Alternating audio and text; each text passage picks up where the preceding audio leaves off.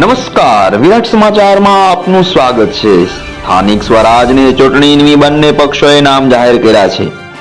તળાજામાં સ્થાનિક ચૂંટણીને લઈને ગરમાવો જોવા મળી રહ્યો છે, ત્યારે ભાવનગર જિલ્લાના તળાજાના નગરપાલિકાના ચૂંટણીને લઈને કાલે ઉમેદવારી નોંધાવવાનો છેલ્લો દિવસ હતો।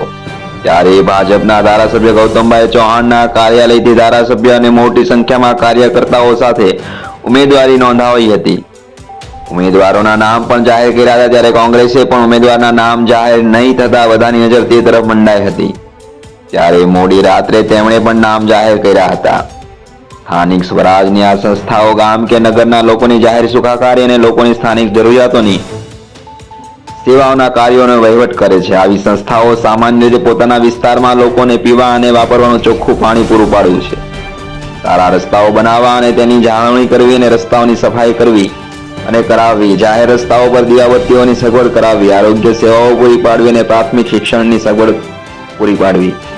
ત્યારે કેટલાય ઉમેદવારોએ દેશ સેવા માટે ઉમેદવારી નોંધાવી હતી।